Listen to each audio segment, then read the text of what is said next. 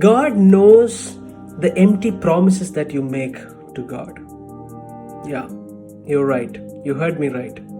God knows the empty promises that you make to God. Peter was one such guy again. Luke chapter 22 verse 33, it says, Peter said, Master, I am ready to do anything with you. I would go to jail for you. I would die for you. Sounds like us. Many Christians today, when everything is normal, we have job in our hands, we have money coming in, we have our salaries rolling in, we have everything under control. We would make such bold statements saying, God, I would do anything for you. My life is for you. My life is in you, Lord. My hope is in you, Lord. So we would make such empty statements to God. And Jesus replied to Peter, I'm sorry to have tell you this, Peter. But before the rooster crows for 3 times, you will have 3 times denied me that you know me. You know what the funny part is, guys? The Peter who made such bold statements for God, who said that he would stand with God, who would stay with God, he would go to jail with God, who would die for Jesus, he is now coming to a position. Luke chapter 22 verse 54, Peter followed but at a safe distance. Wow. This is sounding like many of us today. We want to do big things with God.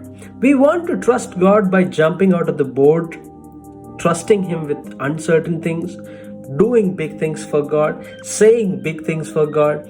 But when it comes to the crisis, we want to follow Him at a safe distance. Am I talking to some of you today? Are you that Peter who wants to follow Him at a safe distance? And when some people started noticing him, this man was with him, he denied it. Woman, I don't even know him. Peter goes ahead to deny Jesus to the point saying that I don't even know who Jesus is. He is the same Peter who said, I would die for you. He is the same Peter who said, I would go to jail for you. He is the same Peter who said, my God, I will do anything with you. But God knows the empty promises that you make to Him. But God knows the empty words that you speak to Him. Peter said, man, I don't know what you're talking about. At that very moment, the last word hardly off his lips, a rooster crowed. Just then, the Master Jesus turned and looked at Peter. Peter remembered what the Master had said to him. You see, friends, it's such a heartbreaking incident, yet a very incident full of grace of God. Even when we make empty promises to God, even when we are saying things like, I will die for you, and the moment we are in a crisis and we say, God, did I ever say such promises to you? Friends, that was the moment Jesus turned around and looked straight at Peter.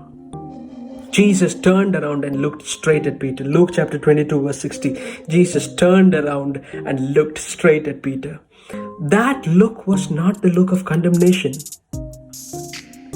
but that look was the look of His grace, His compassion, saying that, Peter, stop trusting on your love for me. Stop trusting your flesh. You can only make fake promises to me. But my love for you is constant. It is unchanging. And I will love you no matter what. And I will chase you no matter what. And this is where Peter is understanding what God's love really is. He's so guilty now, thinking that he even made promises that he would go and die for Jesus. And this is the same Peter saying that he doesn't know Jesus. But Jesus looked straight at Peter. Trust me, Peter. Trust me. Trust my love for you, Peter. This is what Jesus wants to tell you today. Guys, I really know that the situation is so deadly. I know the situation is so horrible out there. But aren't you the same Peter who chose to say yes to God? Are you the same Peter who chose to jump out of the boat in many situations, saying yes to Jesus' words? But now when the crisis came in, are you the one who's saying that you don't know Jesus? You don't know even like what promises you made to Jesus? Come on, stop trusting your flesh and start trusting the words of Jesus. Stop trusting your flesh and start trusting the words of Jesus. God bless you all through these words. Amen.